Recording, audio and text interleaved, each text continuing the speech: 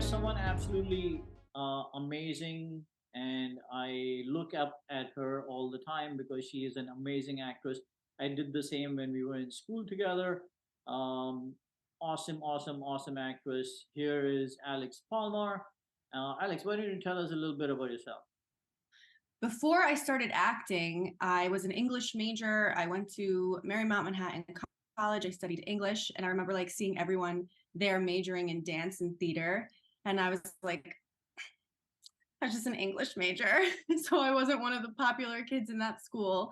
And then after college with my English degree, I didn't know what I wanted to do. So I had gotten into like beauty pageants industry and stuff like that. And I met a girl who was like, you should model. So then that year after college, I was modeling. And then after that, I was like, what should I do next? So I ended up going back to school and I got my master's in broadcast journalism at NYU. And while I was at NYU, I started taking electives in acting. So I've never really been on a straight line. And then after I graduated from that program with my master's, it was still really difficult to find work in journalism, even though I had done internships at NBC, Us Weekly, like nothing was working. So I was like, I'm still young enough to take the time to explore what I want to do. So I ended up enrolling in a bunch of acting classes just around the city. I did try to find work in journalism, and I went to work at the UN for 1 week and got fired. Tell us about that. Why did that happen? That was just a weird thing, and luckily it only took a week of my life. But after that, I just started going really hard with the acting classes around the city, and it wasn't until I think it was like 27 or 28 that I really found a good teacher who I thought was like the best teacher for me, and someone whose methods and the ways that they interpret the craft was able to like really speak to me on a level that, oh, I can use this when I have an audition, or I can use this if I ever get cast in something. So I was with him for 3 years, and then the pandemic happened. Tell us, you have been in the pageant industry, right? You worked Mm. that. And what actually got you to a place where you're like, okay, acting it is? So I always grew up like putting on shows for my family. I was always trying to make people laugh. And it's not that one day I was like, I want to be an actress, because that was never an option. I didn't realize that what I was doing was being an entertainer for my family. And throughout high school, I had been told or complimented on my sense of humor very often, and people would say, you should be on Comedy Central, stuff like that. But when you're young, you always just take those things like at face value. It doesn't really mean anything to you because your reality is your reality. You don't know what you don't know. Right. So acting, it still sometimes feels like this imaginary scenario or fantasy, right? I think a lot of people feel like their acting careers are fantasy until they make it big. So I struggle with that. But I guess it was after journalism school, after I had done all the right things to get the regular job and live the normal conventional life, where that didn't really work out for me, that I was like, if nothing works, I may as well try acting.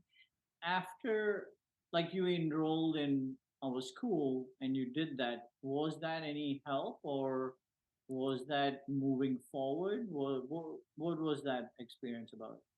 I ended up really working more under the study of like Stella Adler, and Larry Moss is someone who I was able to actually do his program 3 times in his master class. So more like his methods and how he approaches acting. It's very much about the play, interpreting the play and the given circumstances versus listening and reacting. Um, I don't know. It just gave me more to sink my teeth into than other methods. Because I actually went to Strasbourg as well for a year, and that's the method, and using a lot of your own emotions and your own memories and experiences from your life and bringing it into the play. But I found that that doesn't always work. Plus, the emphasis that they were putting on accessing your memories was really clouding the text. I don't know these methods. I am not an actor. So what are the different methods of acting? there's the ones like Alexander, which is based in movement. So the way you get into the character is through your body, which I think all the methods sort of accept the Alexander technique as useful, because that includes like the animal exercises, like, oh, I'm playing this character and oh, she's very aggressive. So, when I think about her, I'm going to maybe incorporate the mannerisms of a lion into this performance and see if this helps me, with the lines and with the interpretation. There's the method, which is Strasberg. So they all come from Stanislavski. Strasberg, and he's all about like using your memories. I think Marilyn Monroe studied under him and a bunch of other people studied under him, but he gets a bad reputation because it's very psychological. It's been so long that I can barely remember. And then there's Stella Adler, who is really more about like the script in hand. So you really have to understand, what does the character want? What does the character do to get it? And interpreting the text, like doing your research basically, and understanding the time in which your character is living, what is happening in the news when they're living that might affect how they behave.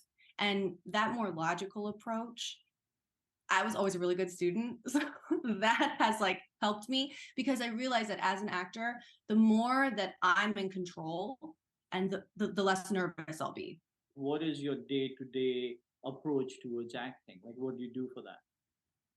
Unfortunately for me, I don't act every day. I don't get an audition every day. Acting has really like moved to the back burner for me in terms of career, and especially after the pandemic when my main class stopped for so long.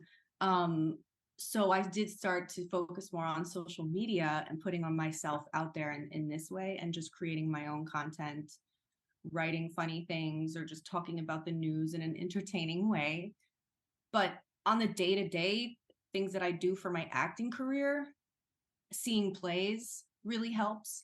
Watching really great performances on film really helps, because you can get inspired not only by, the scripts, but by the choices that the actors are making. You might think, oh my God, I wouldn't have done it that way. That's so interesting. And just always, I guess actors sort of are narcissists, because you really have to know yourself. You really have to be interested in yourself and how you work. So, like all those things, and just reading, fostering your imagination, speaking to other actors about what they're seeing, what they're doing, who's the best teacher. I think those are all ways that you can work on acting. You generate a lot of content for social media, and I'm so impressed with that because it's very, very entertaining. Now, is that a combination of journalism and acting together? Because I see you do it really well with both of it, the way you speak and then the way you deliver the content. Because I have my master's in journalism, people will label me a journalist. But that program was only a year and a half. And I'm not trying to even like discredit myself right now, but I've been studying acting for 6 years in these various classes. And, although I don't have an Oscar, I don't have a BAFTA, I don't have any of these things, I'm still labeled as a journalist. But it's really in those acting classes, one, that I was taught the importance of my voice. I was taught the importance of sending an idea forward and putting yourself out there, having confidence, and knowing that no one's going to be rooting for you more than you're rooting for you. So I really feel like the acting classes is what has helped me on social media, only because I've grown so much in those courses as a person, versus journalism school, where I was just like, okay, let me get through this, because NYU is NYU. But it's really in the acting classes where those teachers get to know you and they really nurture you. We didn't speak much in school, but I always know of you as a journalist, so I have that perspective about you, like, okay, she's a journalist, and then she's coming into acting. And I don't know how, whether your reputation preceded, of course, in school, and that's how I found out. But when I'm looking at your entertaining videos, funny as can be, but they are super cool. I'm seeing a combination of acting, and you do it so well. So do you rehearse for these things? Do you script them down? Like, can you give us a rundown on how you manage 800 videos and what's the concept behind that? So a lot of it was me trying things like to see what people want to see from me. On social media is quite different than acting. I think you really have to cater to your audience versus acting. You can, be a lot more like, I'm an artist. So no, on social media, you got to give the people what they want.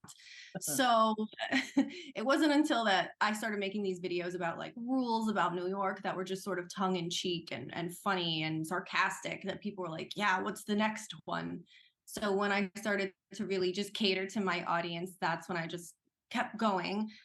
Weirdly, my best ideas are the ones I dream. So a lot of the videos I'll dream and I'll have like a specific vision. And if I don't write it down, I completely forget it. But I have just so many notes in my phone about like content ideas, New York City rules, or sometimes I'll just be, having a conversation with someone and they'll say something in a particular way that's like just really clever or funny. And I'm like, I'm going to write that down just because that inspired me. But so often as well, I just hit record and I have a general idea of like what this video is going to be about. But I have a background actually in improv. I studied at UCB, studied at the Pit. I was on like an indie improv team. So I've always been quite good at improv and comedy. And I tend to say bizarre things. Bizarre things fall out of my mouth constantly. So I don't really have to work too hard at that. But often the first take for me is usually the best take because I'm not thinking so hard. And then after that, do you have a cameraman? Is there a production? Sometimes when I'm outside on the street, if I'm filming a video like that, I can ask a friend. I've tried to ask my mom. It doesn't really work out so well. But usually there's a lot of directing going on, different people. So I'll do that. I have a tripod. For my videos, I kind of do need someone to film them if they're outdoors. But otherwise, I have a tripod at home and I just do it myself. So what do you foresee your acting career to be? I've always said I wanted to be on SNL. I always wanted to do Weekend Update. I always wanted to be like Tina Fey. Those are like Tina Fey, Amy Poehler, my idols. Like their careers are really amazing. Female comedians, female like funny actresses. I don't know. It's everything has changed so much since the pandemic that what I foresee has changed.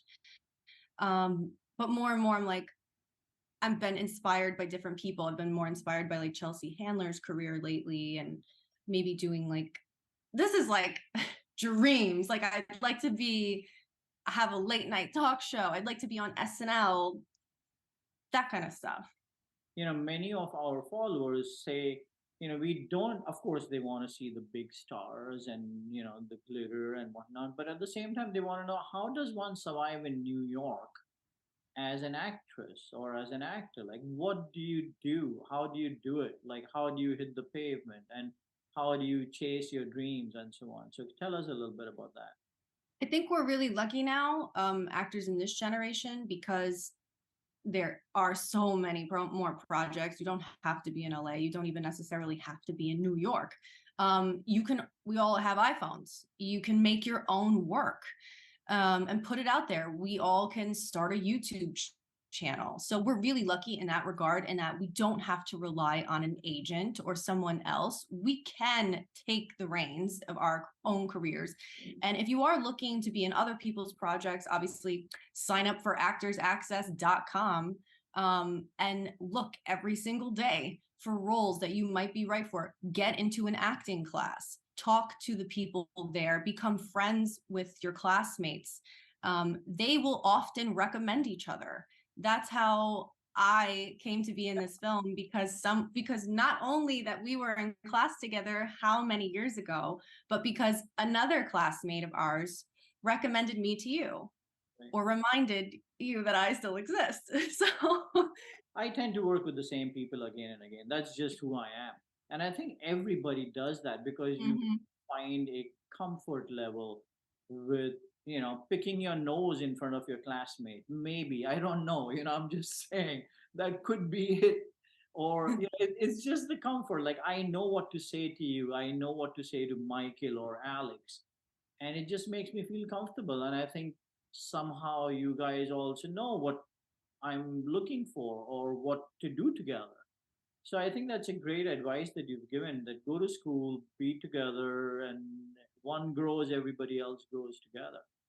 Definitely. That's not even just, unique to this industry. I think even they tell you when you go to audition, when you go to these casting director workshops as well, which is also something you should do. Um, People don't always pick the person who's, the most talented. They pick the one who they want to work with, who they think they can work with, right? Who they get along with, who they're comfortable with. So even if you didn't get that part, I always am like, oh, they probably cast their cousin Susan. Like, it's fine. You can't beat yourself up about these things because really it is all about who you know. And that's absolutely not unique to acting. It's funny you say that because for the movie we finished filming, Trapped, I had a protagonist and she wasn't much giving of herself in terms of, this is who I am, this is what I do. She was very to the point. I had not known her before. And then I auditioned someone else who was just willing to work at 2 o'clock in the morning. Just any questions I had, she was giving me the answers, whether they were personal or whether they were work related. And that made me comfortable. So you're right about, people work with people who make them comfortable. So Yeah. I think that's one of the reasons why I. One thing was, of course, you being the journalist in my head. Mm. We for Trapped, I started off with that role, and I said to myself, okay, who do I know as a journalist? And then Michael said, Alex. Why don't you contact Alex? So that's how I connected with you again. But so what else do you do in New York that you would do to push acting a little bit more? Like, why aren't you running to LA? I, well, I was born here, so I got lucky in terms of like why I'm in New York City, and not everybody is this lucky. Um, why am I not running to LA? I actually, biggest reason, I don't know how to drive. So until I learn how to drive, I don't think I should go there. That's a very New York thing to not know how to drive. Um, so that's one reason. I also feel like I don't know as many people there, At least here I know other actors. I mean, I probably do know actors in LA at this point from the classes. People have moved there. But I have teachers and classes and places to go here. My mother is here, like my family's here. So it would be much more difficult for me to go to LA right now, but I always wanted to one day go to LA. So it's not completely off the table, but I think until I've established myself here, and even, done what I could do here, that it doesn't make a lot of sense to go to LA at this moment in time, especially when there are so many shows in New York. So there's not a lot of comedy shows in New York, so I will say that. So, or like sitcoms, right? So you probably do have to go to LA. But until you build up your resume here, where you already have like, your creature comforts and stuff, I don't think it makes a lot of sense to run to the next place. Do you categorize yourself as into the comedy world? Or if you don't, then where do you put yourself? As what kind of an actress are you? What kind of actress am I? I am one who is for hire. I'm ready. Whatever you got, throw it at me. So I think, yeah, you can get in a lot of trouble maybe by, labeling yourself too much, but it's kind of the opposite on social media. They want to boil you down to the smallest molecule so that you can be, you know, um, known for something. So it's a fine line. I do prefer comedic material versus dramatic, but I would not want to limit myself um, by saying I'm a comedic actress. So here is the thing that I want to tell everybody about you. So Alex was our newscaster um, for the film Trap, and she was a newscaster in North Dakota, and she had to have a North Dakota accent. So, by the way, it was filmed, and then we took that and we put it on television, and some of my other actors saw it, and so on. And one of the actors in North Dakota, who is a teacher, he teaches acting. He says, Ejaz, would it be okay if I use this material as an example to my students? Because this girl is done such an unbelievable job, and she is very much North Dakota accent. So I didn't believe it. I said, okay, he's just, saying whatever he's saying. And then I had our writer, Barb, who is also from North Dakota. She's like, Ejaz, she sounds just like a North Dakotan. I was very impressed with your delivery as a newscaster, but I didn't put so much emphasis on your accent. So tell us how you went about doing that. Um, Actually, when you asked that original question about when did I know I wanted to act, I was always walking around with a British accent. So I always loved doing accents. I loved changing my voice. I could do a cartoon voice. Like I was always just that weird one who was constantly changing how I sound. So I love when there's an accent involved. I know a lot of actors get afraid, but actually for me, it's good for me because it takes me away from myself, and like I'm not me right now. I can be this person, but I have a really good ear. I'm just lucky, I guess. But I did, watch some scenes from Fargo, and watch Frances McDormand, go into the bar and like interview and like, ask questions about the suspect. So that helped. You sent me some uh news broadcast clips from North Dakota to watch. So I watched those a lot, a lot, a lot. And usually for me, when I'm doing an accent, I will find like the most popular saying. Um, I don't know, of course I'm not gonna be able to do it now, but like if I was doing a British accent, maybe I would say like, oh, do you want a bit of tea? Like something stereotypical just to attach onto. So then when I have to go jump into that accent on set, I'll just say that out loud, like, do you want a spot of tea? And then, okay, so now I'm talking like this and I can do so whatever. So it's just, you have to have that one phrase that can, boom, smash you into this accent or talking like this. So that's what I did. I think for North Dakota, I can't remember like what was it was some, I think just saying like North Dakota, like saying North Dakota over and over and over, and then just getting more comfortable. Like you just have to find the sentence or the few words that jogs your memory. And then for me, I don't know if everyone's like this. I think the week before, like we were filming, I was so irritating to everyone around me because I was doing the accent. Like I was just talking like that for a week straight, trying to get as comfortable with it as possible. So I think you do have to make yourself uncomfortable, talk like that out in life, and that will really, let it sit. And that helps too.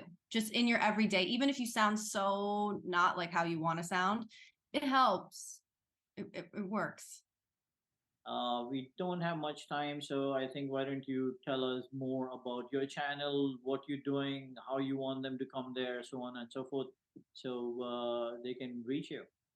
Please follow me on social media, Instagram and TikTok and YouTube. My channel handle is at Serious Actress. I have a podcast on YouTube called The Rule Book, which is a play off of the rules that I created on Instagram and TikTok about New York. But this time I lean into the journalism stuff, and I do deep dives into pop culture headlines or what's happening in the news. And then I create an original rule that week as a way to sort of give my advice or what I think about the situation and how it, relates to us everyday people. So it's supposed to be funny and informative. So you can follow me there. Also, yeah, there's more information on my social media platforms with my email and stuff like that. So yeah, at Serious Actress. That's how you can get in touch with me. You guys must go watch Alex. She is funny, she's hilarious. great points. So there, you get to learn and you get to laugh. So, Alex, I really thank you for getting on, talking to me about this, and we'll speak soon.